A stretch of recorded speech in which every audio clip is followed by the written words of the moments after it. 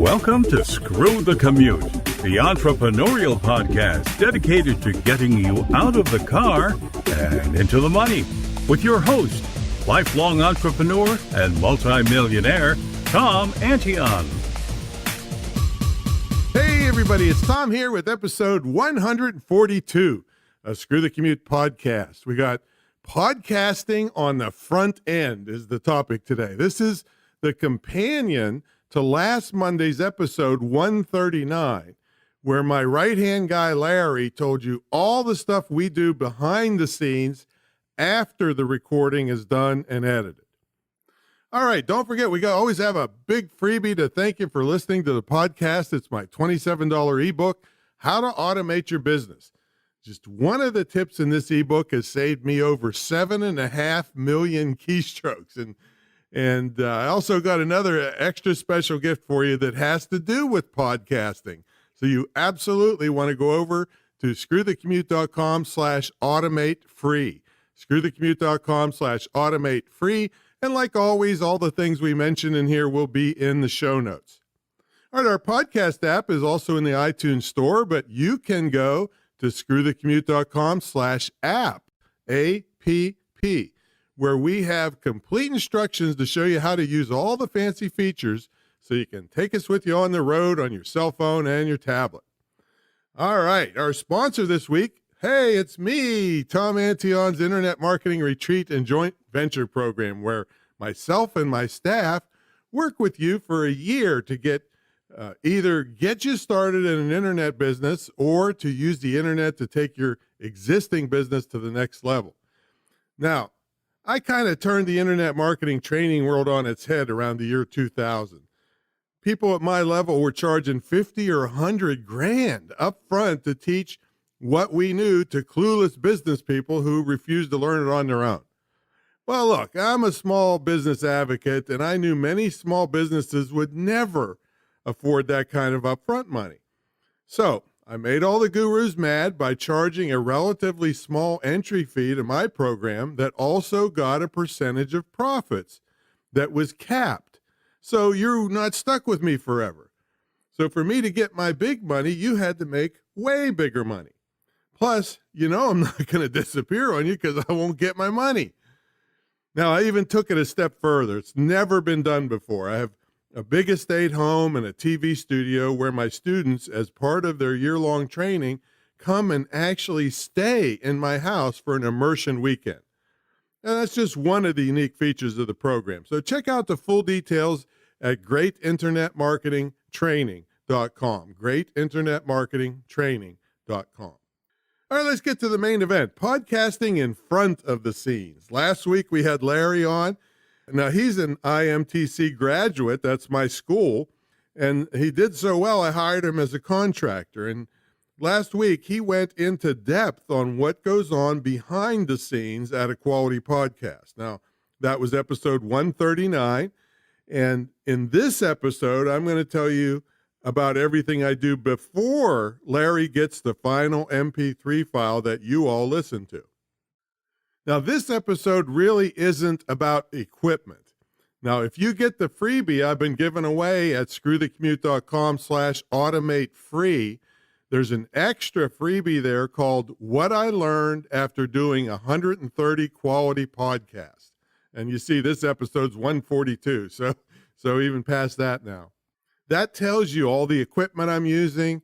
Now, it doesn't mean you have to use the same thing. It's just what I'm using. And I highly suggest you get someone from a local music store that's also familiar with recording over the web, especially on different channels, to set everything up for you and to test it. Now, if you aren't doing interviews, things are way easier, and you can get by with just a decent microphone and some cheap or free recording software. When you do interviews, things get more complicated in a hurry. But anyway, grab the freebie along with my business automation book at screwthecommute.com/automate free. So this episode is about booking guests, doing the recordings, editing, and those kinds of things. Now, if you're just recording information by yourself, then this won't matter. The reason I don't think this is the best idea, and what I'm talking about is just only recording you, is because your guests can help spread your podcast around to people that most likely would never have heard of you. If you just record yourself, then you're pretty much done with what I'm talking about here, other than editing. Now, once you get your file, then it would plug into most of what Larry talked about in episode 139 last Monday. So make sure you listen to that, because both of these go together. You can't have just one or the other. So let's talk about booking guests. Well, the first place you'd want to start is by thinking about all the people you know who have information that would make sense for the topic of your show. You might know some fantastically credible people who are really great doing interviews, but if they don't make sense for the topic of your show, then you probably shouldn't have them on. Or you should find a way to make it make sense for your audience. Now, here's an example. Now, obviously, Screw the Commute is a small business entrepreneurial podcast. If I landed an interview with, let's say, Ginny Rometty, CEO of IBM, would I take it? You're darn right I would. All right.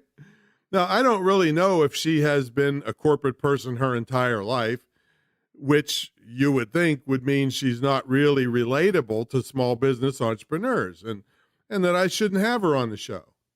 Well, let's think about that for a minute. IBM and every other big corporation on earth hires contractors for various tasks. I mean, these contractors may very well be small business entrepreneurs. Now, wouldn't it be nice to have the perspective of a major CEO tell us what they look for when bringing in contractors for contracts, hey, that could make the little guy entrepreneur rich? I think it would be a good idea.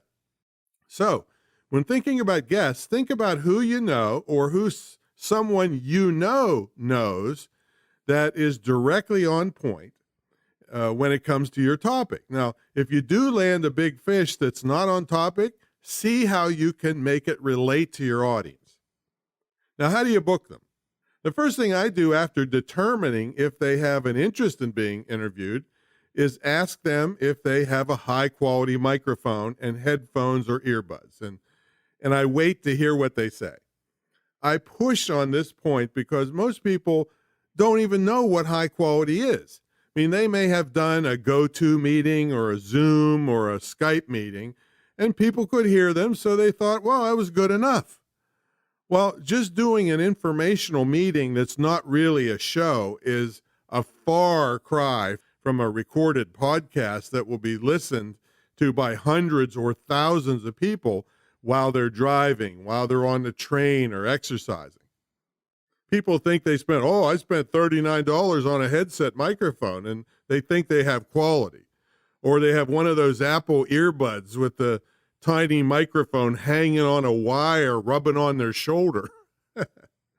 You need to either offer help to them to get what they need or offer to do a test before you bother booking a time slot for them, or tell them to get back to you when they have the proper setup.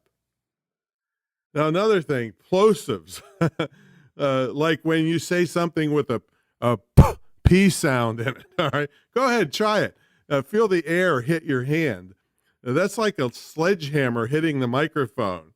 I mean, they might have hiss on their air conditioners. I had one guy where we couldn't figure out what the bad sounds were coming from, and it turned out it was his fish tank. So he had to turn off the pump while we recorded. Okay, so once we've determined they have good enough sound quality and a good internet connection, we suggest that they don't depend on Wi-Fi. Hardwired is always more reliable and better, but it's not always necessary if they have a good, solid, and fast connection. Then I send them the full podcast details. Now, we will have them in the show notes for this episode, and they cover things like sample questions I'll ask them. I reiterate the importance of sound quality. I give them a time estimate so they can schedule. And lots of other details you'll see when you check out the show notes. This is episode 142. So as always, you go to screwthecommute.com/142 or whatever the episode number is, and that takes you right there. Then I ask them to give me 3 days and times they can do the recording. I tell them I can usually confirm one of them. I also tell them my time zone and that evenings and weekends are okay with me. Now, maybe it's not with you. I mean, it doesn't matter. It only matters that you're clear when you can do the recording so you aren't back and forth with 10 emails to try to get it booked. Now, some people use online calendar services to do the booking and collect the information. I use a good old-fashioned paper calendar, and I got to tell you, it's never once in 42 years of business crashed, okay? Now, if you want to use an online service, here are a couple. And I got to tell you one more thing. The only time I've ever screwed up a booking with someone is when using one of these services that they asked me to use. It wasn't extremely clear about the time zones, and we had to reschedule. It took several months to get back together. So beware if you use one of these online schedulers. One of them is called, I think it's called Calendly or Calendly. It's CALENDLY.com. Another one is called onceup.com. Pretty sure that's what it is. It's hard to read here. And another one is called scheduleonce.com. Now, here's another thing. Some people like to batch a whole bunch of recordings on one day. I don't think I've done more than 3 in a day, and average is 1 or 2. I try to accommodate when the guest is available, and also I don't want to sound stale or bored from doing too many in one day. Okay, after all that is done, I write up a skeleton of a script. I put in a blurb about the current guest. I remind listeners how great the last guest was in case they missed it. I do my announcements, and I choose what sponsor message or product of mine I want to promote. And then I do the 50-word introduction the guest has given me. Then I bring them on to, are you ready to screw the commute?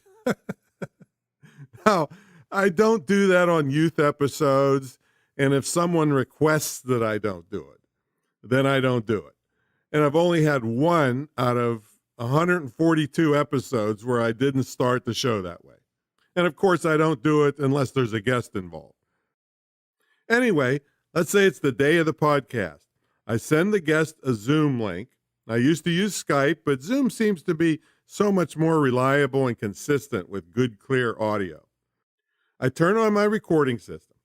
If I have too many recordings on my backup SD cards, I format them, which wipes them clean. And by the way, I have 3 recorders going for each podcast. 1 on the computer and 2 backup digital recorders. I record the podcast, and then I immediately save the files and take one of the SD cards to the computer where I edit the podcast. I rename it with the guest's name, and I back it up again to that computer, which means I now have 4 copies. Then I immediately upload it to Dropbox, which makes the 5th copy and the first one that's off-premise, in other words, in the cloud. Then I open up Adobe Audition, and I pull all the pieces into the program, the intro and outro, and my audio track and the guest's audio track. And if I have one of a pre-recorded commercial or sound effect, I also bring that in. Also, if I have solicited an audio comment from someone, I bring that in too. Let me take a sidebar here. It's not a bad idea to get recorded comments from Facebook group admins on your topic. Hey, this is $1 million tip, folks. If you play their comment on your podcast, they just might put your podcast in front of their group to expose you to lots more people that never heard of you. They're kind of bragging about themselves, but they have control over a big group of people in their Facebook group. Okay, so this episode is not about audio editing, but just some of the things you want to consider. I do noise reduction to take away hiss and fan noises and stuff like that. I do a thing called normalize, which gives you the best signal possible. And I know audio people are going to puke at my definitions, but generally normalize helps you get a good signal. Then I try to match the volumes so that one person isn't too loud and the other one's too soft. The bulk of the editing time is taken up trying to fix up guest recordings. Even great guests have ums and ahs and pauses and audible breaths and lip smacks like this. And they bump their microphone and a whole host of things that make for a terrible recording. I told you plosives are really bad when they say something with a P sound. It's like a sledgehammer hitting the microphone. And I had one guy where I told you his fish tank was making noise. It got so time consuming to fix up everything the guest does wrong. I kind of gave up and I only fix up lip smacks and weird electronic noises and pauses that are too long, throat clearings, and whatever else is easy to fix. Sometimes, if the audible breaths are not too bad, I can apply a thing called a noise gate in the software to cut out low-level stuff like that. But like I said, this episode is not supposed to be too technical about editing. But just one other thing, if the guest's voice is annoying, all right, either because their voice is just annoying or their microphone and internet connection is annoying, I try to what is called EQ their track, which is an attempt to increase or decrease certain frequencies to try to make their voice sound more pleasing. All right, once I have the entire file edited, I save a high-quality .wav or WAV version. WAV is the highest quality on a PC. I think Macs have them too, but the Macs have another thing called an AIFF or something like that, you know. And then I save it to MP3, which is a much smaller file size, but I still keep it at CD quality MP3. And don't let this throw you. 128 kilobits per second, kbps, is what I save the MP3 file as. You don't have to know a lot of this stuff. If you get somebody to set this up for you, they'll just set all this up and you'll have nice high quality compressed file. But that CD quality is 128 kilobits per second. Now, I immediately upload that MP3 file through a service called WeTransfer.com to Larry, the guy from episode 139, who takes everything from there. Then I take the fully edited files, both the WAV and the MP3 files, and back them up to Dropbox. I then mark that episode done in all caps. I look at my calendar and note down the date it is supposed to go live. That's it. And even though I breeze through the editing part, that's the most time-consuming part. And I had someone here in the office actually today who asked me why I didn't turn the editing over to some low-price labor. Well, the answer is I believe in really high quality, and a low-priced editor is just not going to know what to leave in, what to edit out, and by the time I have to check all the person's work, I could have done it myself with less hassle, and that's why I do it, and it doesn't cost anything. Now, if you have one really sharp who knows how you would handle virtually all the edits that you'll run into, then great, go ahead and have them edit. I can assure you, you will be giving up some quality by letting someone else do it. Okay, back to getting guests. For most of you, eventually you will run out of guests. Now, if enough time has passed, you can invite back the best guests you have already had. And even if they say the same thing, people probably won't notice. But just in case, when I'm a guest on other shows, I always give them different topics to pick from, so it's always fresh information. When you do run out of guests, it's time to check out other similar podcasts and see who they've had as a guest. You then approach those people. With that method, you should be able to get guests for a long time to come, and then again, you can start repeating other great guests you've had. Now, you can always ask other podcast hosts if they could recommend any guests that were especially good. And you'll find no shortage of guests if you just do those couple things. Okay, so here's some miscellaneous tips. I probably should have addressed this earlier, but it's the topic of why you need good sound. You would think it would be obvious to podcast hosts, but I can assure you it's not. First, people will not put up with poor quality sound and will leave and unsubscribe from your podcast. And even further, if you start with poor sound and then people try to listen on the train or while working out, and they're listening through tiny earbuds, they'll ditch your podcast and listen to someone else's. All right, your recording room has to be quiet, or you must be willing to explain away bad or crazy sounds. I'm always explaining dogs barking and such because for most of the time I've been doing this podcast, we've had between 20 and 30 dogs here. And for some reason, they just don't care if I'm recording or not. I don't understand it. I feed them, I water them, I play with them, I train them, but that's the payback I get, barking during podcasts. Now, most podcasts are pre-recorded, which gives you a chance to fix any major screw-ups. But the more you have to fix in editing, rather than recording cleanly right off the bat, the more time consuming each episode is going to be to prepare. And some things you just can't fix. So work on your recording area as best you can, and you'll save tons of time and you'll keep the higher quality.